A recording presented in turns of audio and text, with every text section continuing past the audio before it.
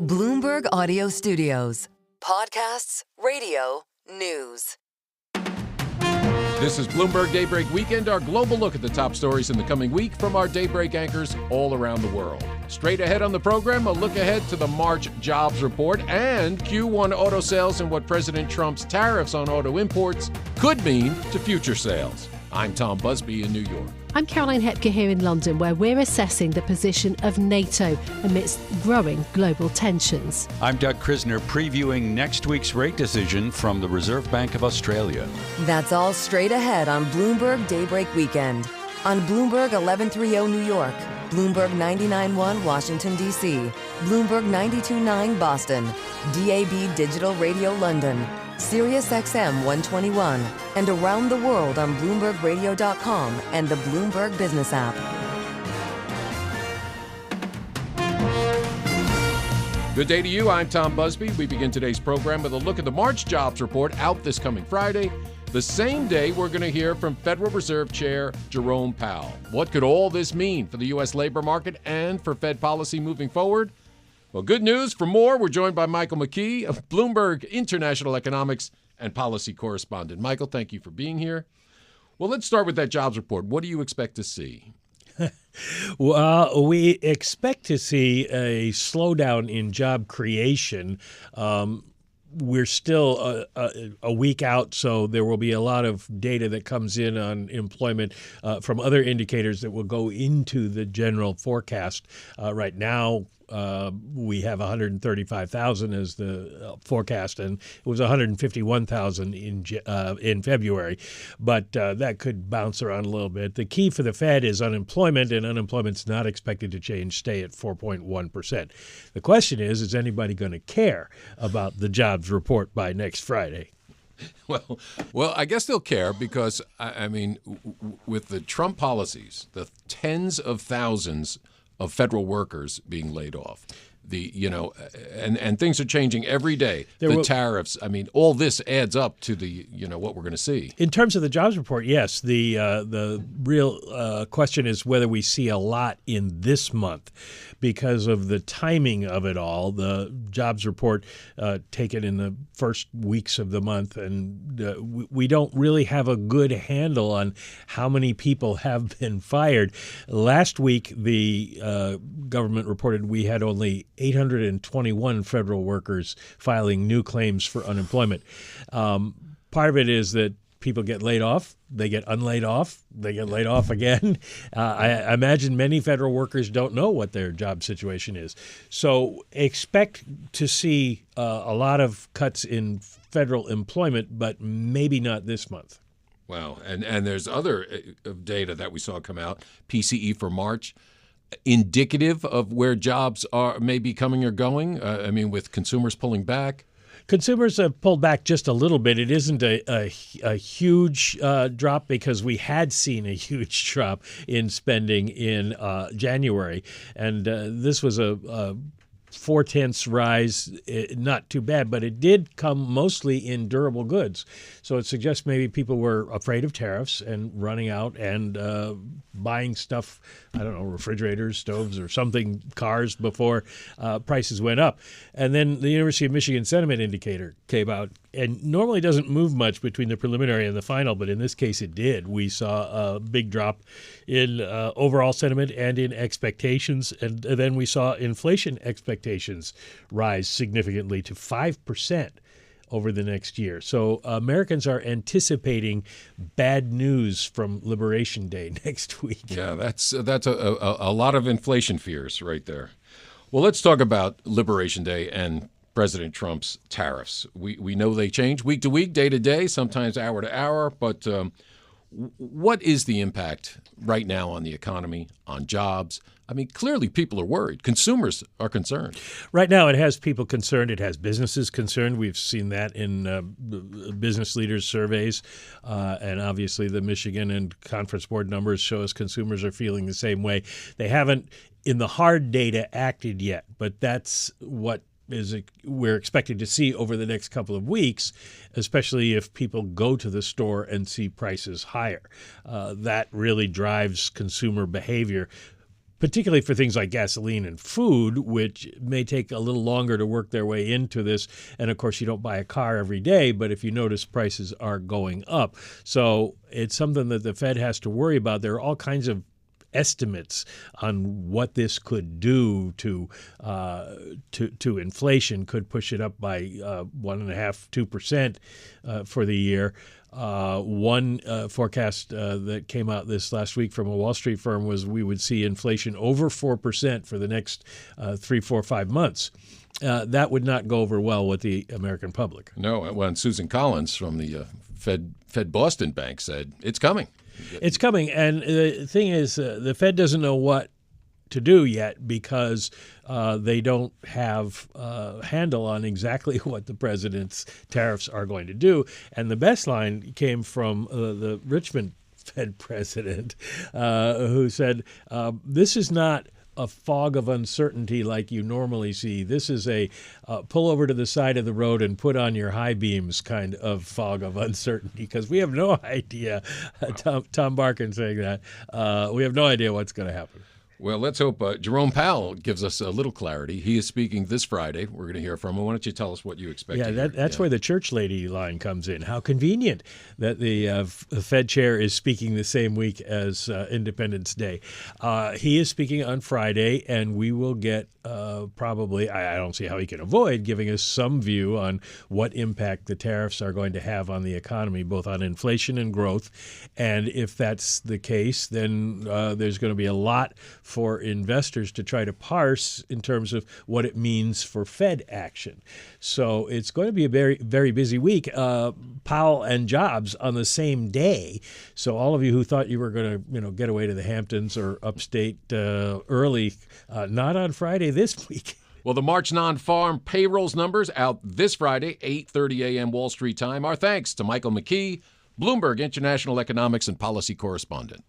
We turn now to the U.S. auto sector ahead of first quarter vehicle sales out this Tuesday, just before President Trump's punishing 25% tariffs are slated to go into effect on all imported autos. For more on how those tariffs, if they go into effect, could impact consumers, investors, U.S. and foreign automakers, and more, we're joined by Steve Mann, Bloomberg Intelligence Global Autos and Industrial Research Analyst. Steve, thank you for being here, and boy, is there a lot to unpack here. Well, let's start with a look back. It looks like the industry was off to a pretty solid start, not spectacular, to the new year, despite high sticker prices and elevated borrowing rates. But boy, if these tariffs, if implemented, things could really change. How would that change everything? Well, we actually just published a report, and we lowered our sales forecast for the U.S. passenger vehicle sales. We were at down 0.5%. Now we're looking at down at least 3% for the year. Well, prices are going to go up. We're already hearing dealerships out there telling their customers that prices are going to go up. There's different numbers out there depending on the price of the vehicle. It could be $3,500 or as much as $10,000. So it's going to really put a dent on sales. But on the flip side, it's going to help used car sales. So if you look at, Avis and Hertz, they're actually responding positively to the news because, if they sell their used fleet, they're going to get more money for it and the balance sheet improves. And the other thing that's reacting positively are, the retail sales, part sales. Companies like O'Reilly, Advance Auto Parts, they're actually bucking the trend. So if consumers are not going to buy new cars, they're going to have to probably have to fix up the old one and keep it a little bit longer. So it sounds like a lot of cars are going to stay on the road a lot longer. And the average now is like 11 and a half, 12 years, isn't it? Yeah, that's right. So, you kind of mentioned it earlier. The consumer is already hesitating to buy a new car because prices have gone up quite a bit, especially on those big pickup trucks and SUVs, leasing upwards of $1,000 to $2,000. So it's becoming out of reach for a lot of consumers now. Yeah, the consumer definitely appears to be the loser here. Let's talk about the automakers, especially Detroit's Big Three, and how they'll be impacted. And will they each be impacted in the same way? I know Ford makes a lot more of its cars in the U.S. than the other two. Yeah, look, I think all three, Stellantis, Ford, and GM will be impacted by a lot. Not just just on the initial cost of the tariff. It's also if they have to reshore some of their plants. We have an analysis out there that tells us it could cost as much as $4 billion if they have to build a new plant in the U.S. Shift that plant back into Mexico and build a new one in the U.S. That's a lot of spending. That's only for one plant. They have multiple plants in Mexico and Canada that they can reshore. So it's huge. The other thing for Ford specifically too is one of the things we're looking at is their EV sales have been generating huge losses for the company in the last 2-3 years. And especially, for example, the Mach-E, one of the most popular ones, they're actually built in Mexico. So if they have to lose another $10,000 on that vehicle, it begs the question is, should they even continue building that vehicle? And what that means is it's, the big three, Ford as well as GM, could actually lose EV market share to the pure plays, not just Tesla, but to also Rivian and Lucid. Well, let's talk about Tesla and the EVs. Tesla makes every car it sells in the U.S. It plants in Texas and California. And how does it stand to win? And as you said, Rivian, Lucid, Faraday Future, all these other ones, smaller ones, niche ones, are they going to be the winners here too? Yeah, I think so. Because, they have a very different manufacturing footprint or different business model than the legacy automakers. They're more vertically integrated. So a lot of the most expensive components in an EV, the batteries, right, the charging systems, the battery management system, they're actually built in-house. The motors are actually built in-house.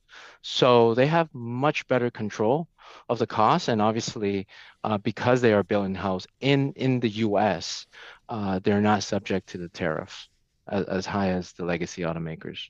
Interesting to watch if it all goes into effect. First quarter auto sales out this Tuesday. Those 25% tariffs on all imported autos kicking in Thursday morning, 12:01 a.m. Wall Street time. Our thanks to Steve Mann, Bloomberg Intelligence Global Autos and Industrials Research Analyst. Coming up on Bloomberg Daybreak Weekend, calls for unity at a NATO summit this week. I'm Tom Busby, and this is Bloomberg.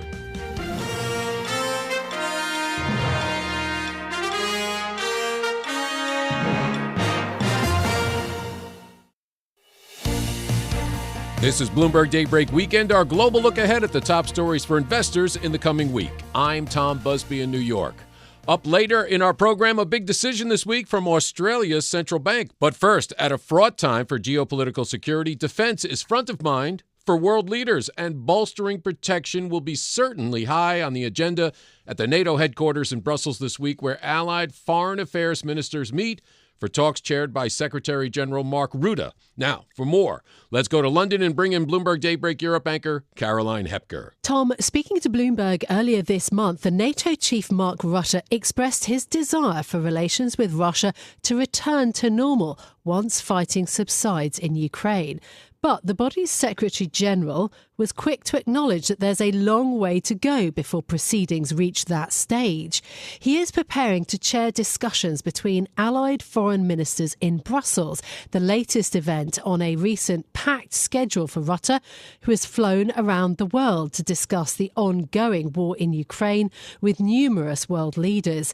Included in his travels was a stop in Washington, D.C., where he met with the US President Donald Trump.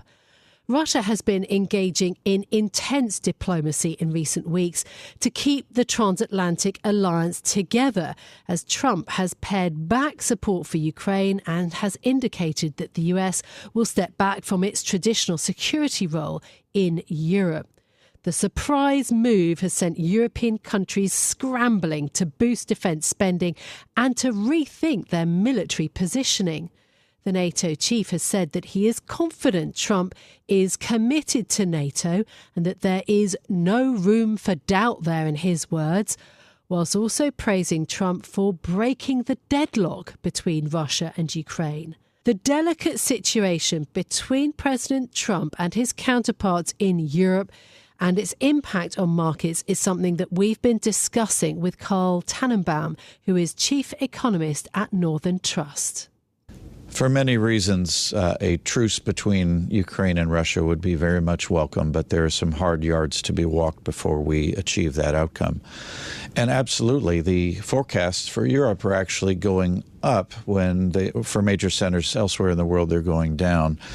I'm sure that the Europeans would have preferred to stimulate other than at the end of a figurative bayonet.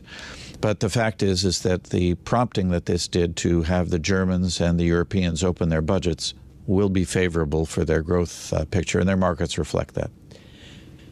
You've said that it's difficult and that you underestimated, along with many others, the reality of the tariff, I'll call it a tariff war, from President Trump. In terms of the tensions, how do you think about the tensions between the US and the EU? The EU says that there really wasn't any negotiation, particularly that they had no success with negotiating with the Trump White House. What does that mean economically, that those ties are now so much more difficult? The risk of the current strategy is that the alienation that comes from the first steps will make it very difficult to come back together in any meaningful way.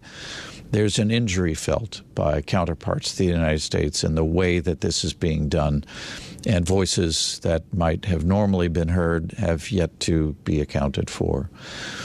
I certainly hope that the damage done is not lasting and that there is a phase to come yet this year where there will be more consultation and less provocation. But I hope that comes right soon. It's taken longer than I would have thought. That was Carl Tannenbaum, chief economist at Northern Trust, speaking to me and to Bloomberg's Stephen Carroll. So how will these dynamics play out during the upcoming meeting of foreign ministers? I've been speaking to Bloomberg's EMEA News Director, Roslyn Matheson. Rod, good to speak to you. What normally happens at these NATO meetings? Well, it depends who's meeting, because some of them are ministerial level and some are obviously leader level, which are the big shebang. And it depends which ministers are meeting. In this case, as you say, it's foreign ministers meeting. And their task tends to be, well, a little bit thankless, to be honest.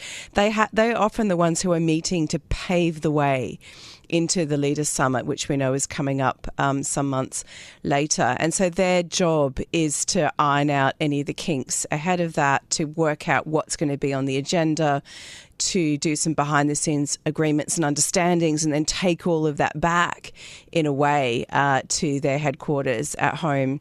And that's all about laying the table for that meeting. I mean, obviously, they discuss a broad array of topics, and for foreign ministers, it can be a very broad church. Indeed, and for this meeting, it will be about a bunch of stuff that's very topical at the moment, but will also be about all those kind of sideline conversations, hallway conversations, to get a bit of an understanding about what they're going to be looking like going into a Leaders' Summit. So will all member states be in attendance? At this stage, it appears so, including the US Secretary of State, Mark Rubio. I mean, it's an interesting question because we've seen at some gatherings, including G20 meetings and so on, that the US has opted not to attend or to send a lower level official questioning, it seems, that whether these forums do anything that matters or whether they need to be there. But it looks like Mark Rubio will turn up. And obviously, he's been quite engaged with NATO and with Europe as a whole. He recently met with a bunch of ministers from the Baltics, for example. He recently met with the Turkish foreign minister who was visiting him in the US. So he's certainly engaging with his counterparts across Europe. So we are expecting a full bench for this meeting. Is it possible, Ros, that there might be something of a tense atmosphere between the US and EU members, given that the meeting comes hot on the heels of these leaked messages on the Signal app, which featured senior members of the Trump administration describing EU states as, quote, freeloaders? Well, it's going to be an interesting meeting in the backdrop of those revelations around the Signal chat. And for European ministers who were there, no doubt questioning Marco Rubio quite a bit about how secure intelligence is that they're sharing. I mean, there's a lot of communications that have to go on in a circle of trust and understanding that whatever you talk about or whatever is shared is within a certain cone of silence, because you can talk more candidly as a result. And so if you have European ministers even more worried than they probably already were about how to communicate with the US, how to talk openly and honestly with officials, including Marco Rubio, what about how secure intelligence is that gets shared? And so all of that will be aired in that meeting, no doubt. You're unlikely to see Europeans stop sharing intelligence with the US. They just need each other too much to do so. But you will get certainly expressions of concern about that at the meeting. Now, we did see the NATO chief Mark Rutte in the White House, in the Oval Office with President Trump. When they had that discussion, he was talking about being confident of the president's continued support. Talk us through the complications, though, of the relationship. Are things still on the right path? Well, it's interesting to see that meeting, actually, because it seems as though Rutte and Trump kind of hit it off. Like, they at least had a bit of a rapport, and Rutte was treading very carefully in his comments and seemingly knowing how not to press Donald Trump's buttons. And so that is obviously a plus, to have that relationship seemingly on a positive footing. But the overall relationship between the US and NATO is pretty poor right now. I mean, Donald Trump has been repeatedly critical of NATO, be it over how much other nations spend on their defence, the collective nature of NATO, whether it's worth what he sees as the US investment in NATO. What does the US get out of it? I mean, it's worth pointing out the only time that Article 5, the collective responsibility area of NATO, has been invoked was by the US in its many decades. But, Donald Trump has repeatedly called into question NATO, what it's for, what it serves, where it's going. And so, a personal relationship with Rutte, which is quite positive, is not going to really negate all of that. So there are fundamental questions here for the US about their future role in NATO either way. What do you think might emerge from these talks? Will it be focused on Ukraine? Will it be again back to the amount of defence spending? I mean, we've had Germany, for example, bring out a really big defence bazooka in terms of how much spending they're going to try to enact. What do you think might emerge from these discussions? Will there be any resolutions? Well, unlikely to be anything you'd call a breakthrough, because Marco Rubio has not been so centrally involved in the conversations that the US is having with Russia and the US is having with Ukraine.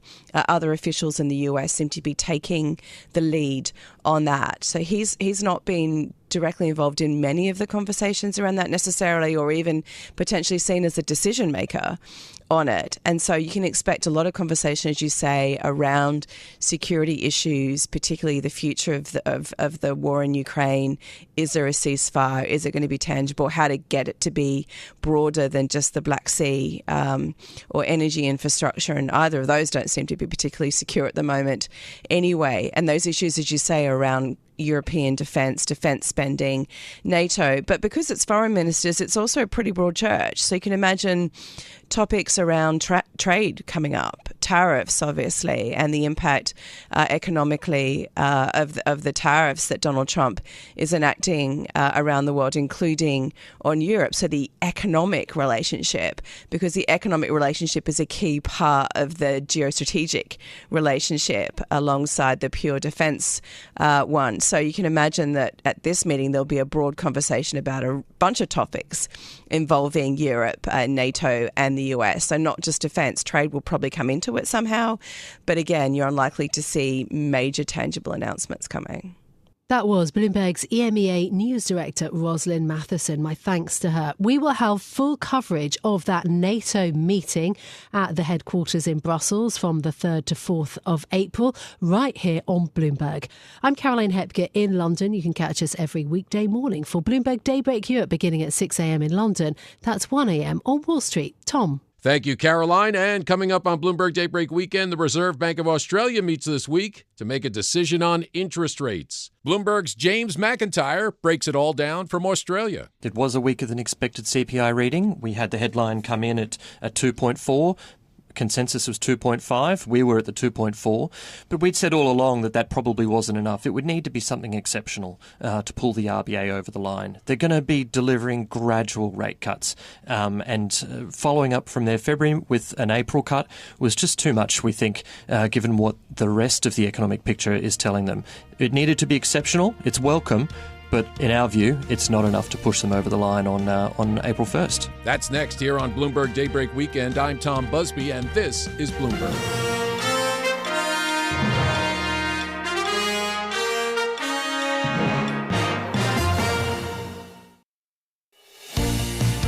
This is Bloomberg Daybreak Weekend, our global look ahead at the top stories for investors in the coming week. I'm Tom Busby in New York. The Reserve Bank of Australia cut its benchmark lending rate in February for the first time in 4 years. Will the RBA cut rates again when it meets this week? For more, we turn to Doug Krisner, host of the Daybreak Asia podcast. Tom, last week, Australia's centre-left government unveiled a pre-election budget. Now, it included tax cuts and some other sweeteners aimed at soothing concerns about the high cost of living. Australia Finance Minister Katie Gallagher discussed the potential impact of inflation and interest rates in an interview with Bloomberg. Well, the budget's always a series of balancing decisions and balancing, requests for investment and other ways of dealing with all the pressures on it. But we see these as a good way to provide a bit of relief to households. They're a top-up to the tax cuts that were passed and started flowing in July last year. And really, when they're put together, together with those tax cuts and once fully implemented, it'd be about, for the average worker, about $50 a week. So we're not pretending that they aren't modest, that's for sure, but they're topping up the work that we'd already started a year ago. Well, that's true. I mean, the Treasurer, Jim Chalmers, also used the word modest when he was describing them. And when you consider the size and the timing of them, was there some consideration given to the inflation risk as well? Well, that goes to the timing decision to have them start next year, really to make sure that inflation is back into band and that, we are mindful. Obviously, we've done a lot. Australia as a country has done a lot of heavy lifting to get inflation back down to more normal range, and we don't want to jeopardise that. And so the timing of when they come in was factored into our thinking and into the Treasury forecasts. And when it comes to forecasts around inflation, that's forecasted to be back inside the RBA's target range, making it pretty hard here to mount an argument against further easing, right? Well, we obviously leave the bank to make their decisions. Our responsibilities are contained in the budget, but we are really pleased. The Treasury forecasts have inflation turning sustainably or coming back sustainably into the band 6 months earlier than had been expected at MyEFO, and so that's really welcome news. Obviously, we'll leave the bank to make decisions based on the information they have. Turning to some questions around spending as well. We were expecting to see perhaps a substantial boost to defence spending, considering, the geopolitical environment at the moment, potential pressure from the US as well. Was there a temptation to go a little bit bigger there? Because we're rising to 2.3% of GDP by the early 2030s. Look, we put a lot of work into working out the priorities in defence, and the Defence Minister has led that in conjunction with his department. We've found an extra $50 billion over the medium term for defence. That's not an insignificant amount of money when you think about it. We've brought forward some money in this budget based on a defence advice about their capability needs, so that is met. But I also think you should look at defence and national security, bringing in all of the intelligence agency, the work that DFAT's doing to stabilise our relationships in the region. It is very uncertain global times, as everybody is witnessing, and so investments in defence are essential, but so are investments in a whole range of other areas to make sure we keep Australians safe. We also have a forecast for deficits for a decade. Is there any sense of urgency to do something about that sooner? Well, when you look at the budget, you'll see under this government we've had the biggest nominal turnaround, the most significant nominal turnaround in the budget forecasts of any first-term government. So we've improved the budget bottom line by over $200 billion. Again, massive numbers, I know, but we've improved the deficits, we've delivered 2 surpluses, we've paid down debt, and we're paying, because we've lowered debt, we're paying lower interest bills on that debt. That all matters. So we have absolutely, since day one, it's probably the key part of my job is to work out how we make sensible savings and bring those deficits and head the budget back into balance in a reasonable time frame. But we also have to be realistic that we have to pay for services, for Medicare, for defence spending. There's no shortage of pressures on the budget, and the budget balances all of those up. That is Australia Finance Minister Katie Gallagher speaking earlier with Bloomberg's Paul Allen. Joining me now to explore what we may hear from the RBA next week is James McIntyre. James covers Australia and New Zealand for Bloomberg Economics, joining us from our studios in Sydney. Can we begin by kind of unpacking this weaker than expected inflation data? I'd like to know whether or not these readings are enough to prompt a rate cut from the RBA. What do you think? Well, our view is that no, it's not. It was a weaker than expected CPI reading. We had the headline come in at 2.4. Consensus was 2.5. We were at the 2.4. But we'd said all along that probably wasn't enough. It would need to be something exceptional to pull the RBA over the line. They're going to be delivering gradual rate cuts. And following up from their February with an April cut was just too much, we think, given what the rest of the economic picture is telling them. It needed to be exceptional. It's welcome. But in our view, it's not enough to push them over the line on April 1st. So where is this inflationary pressure coming from? Is it goods inflation? And if so, what are the commodities or items involved? Or maybe it's a little bit more service related? The mix within the Australian inflation story is very much a services story. And goods inflation has really fallen away, especially goods inflation around energy goods, automotive fuel. That's down quite a bit. But on the services side, we've seen housing rents, insurance, new construction costs, but also medical and education services costs. They've been some of the key ones. There's some welcome developments on the services side, which is allowing the RBA to move. Rents have eased. They're continuing to ease. New construction costs are coming down, and insurance costs are starting to kind of ease back as well. So it's good. It's welcome. It's enough, we think, to get them over the line when the full quarterly CPI is released ahead of the May meeting, but just not enough yet to push them over the line in for April. So are you thinking that the next rate cut would be in May? Is that your thinking? That's our base case. So our base case for some time has been that the RBA would be delivering 25 basis point rate cuts per quarter, May, August, November. They're key meetings where they do their quarterly forecast update following the quarterly CPI readings. We still think that there's nothing to kind of change our view on that, including nothing really in the government's budget, which was released on Tuesday evening by the Treasurer, outlining some election policy goodies. We don't think there's anything there that really threatens that gradual but sustained RBA cutting cycle through the course of this year. So you mentioned the federal budget. What is the aim here on the part of the government? What are they trying to achieve? Well, I guess the key aim is re-election. So we think the government will swiftly follow this budget by announcing an election, possibly with an election campaign over the coming weeks and a polling date sometime in May. But what have they done in this budget? Well, they have kept the fiscal position relatively unchanged. That is that they've banked some revenue upgrades from commodity prices and a stronger labour market, and they've ploughed those extra tax receipts into some more spending and some tax cuts. Small tax cuts for individuals, some further support on power price relief for households, and then additional spending on making doctor's visits cheaper, some more childcare, all very popular election goodie type spending. Not a lot of it though, and not enough spending to move the dial from a macro perspective and worry the RBA, but I guess the government's hoping that spending is enough to sound good and entice voters at the ballot box. So you teased out some of the winners as a result of this federal budget. Who would the losers be? Yeah, losers in the budget. I guess within the housing construction sector, there had been some hopes that there would be some further measures to help boost construction. We didn't really see anything there.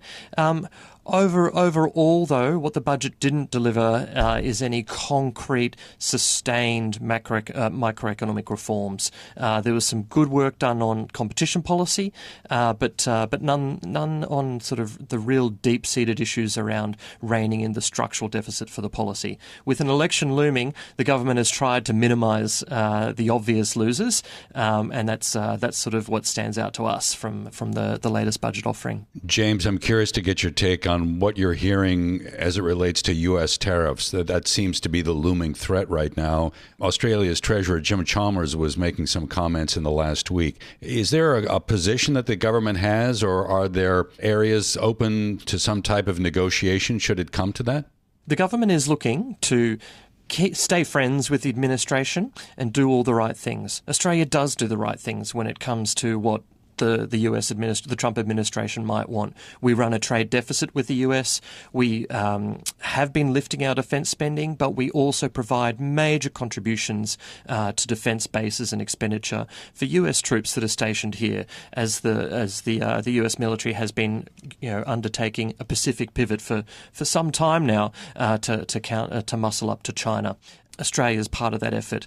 When it comes to tariffs, we're not retaliating. And what the government is doing is trying to offer support to affected industries. There aren't many in Australia, but steel, aluminium, and possibly, depending on how the April 2 Liberation Day tariffs play out, possibly the beef sector as well, whilst in the background doing the legwork with the US administration to try to win some exemptions and some favour in Australia's way. We don't know how it's going to go yet, but that's the path that the government is trying to very gently tread.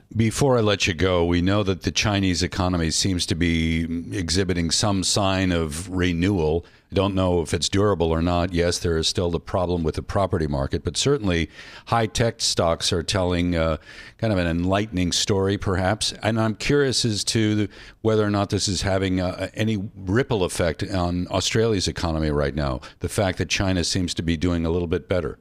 Nothing major in terms of signs within the the hard economic data yet, but within the soft economic data, we can see that that confidence remaining relatively positive in Australia. Domestic rate cuts are helping on the consumer side of things, but there would be a great deal of concern within business and consumer sentiment, a great hit to business and consumer sentiment was China to be showing signs of not looking very, very strong, or the economy perhaps faltering a bit. Policy moves from the Chinese authorities to deliver more stimulus are very, very welcome news to Australia. So we're seeing that sort of in the confidence side of things. Whether that translates into the hard economic data, it still remains a bit of a wait and see, I think. James, thank you so much for taking the time to chat with us as we look ahead to the RBA decision. Bloomberg's James McIntyre there. He covers Australia and New Zealand for Bloomberg Economics. I'm Doug Krisner. You can catch us weekdays for the Daybreak Asia podcast. It's available wherever you get your podcast. Tom? Thank you, Doug. And that does it for this edition of Bloomberg Daybreak Weekend. Join us again Monday morning at 5 a.m. Wall Street time for the latest on markets overseas and the news you need to start your day. I'm Tom Busby. Stay with us. Top stories and global business headlines are coming up right now.